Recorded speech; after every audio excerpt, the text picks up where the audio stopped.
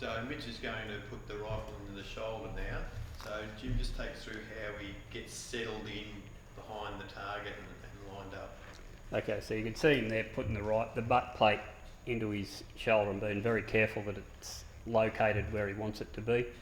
Just jiggling around a little bit and then just relaxing on aim at the target. Well, generally I would do it, and I think Mitchell does the same, with eyes closed, just breathing in and out and see where you're aiming on the target, and then just jiggle around as needed to get yourself aiming naturally at the centre of the target.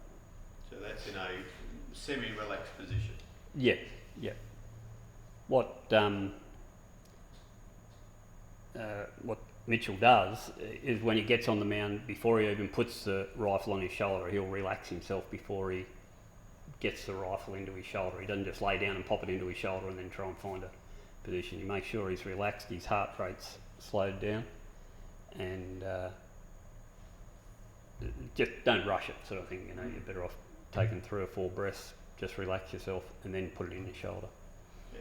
And what we tend to see with a lot of newer shooters and shooters that have been around for a while is that they don't seem to like using the pads that are on the ground sheet, which is interesting, where we can see that Mitch has got his elbows, you know, right in the middle of those patches to give him maximum position that's solid.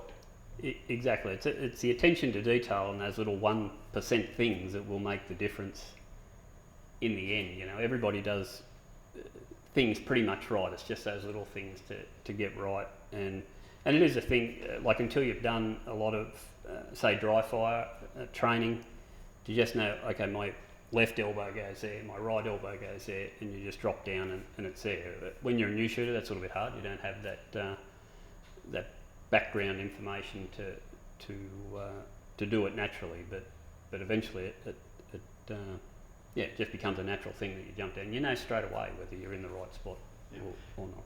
And would yourself or Mitch make any adjustments depending on the angle of the shooting mound in relation to the targets? Obviously some are high or some are low. Yeah, I don't change anything on the rifle. I really rotate around my front elbow, with Mitchell's left elbow there. I would just rotate around that. If it's mound's got a bit of a steeper angle, I just sort of crawl up onto my front elbow a little bit more, and it's not very much. You don't have to do much to change the point of aim. So it's rare for me to change anything on the rifle.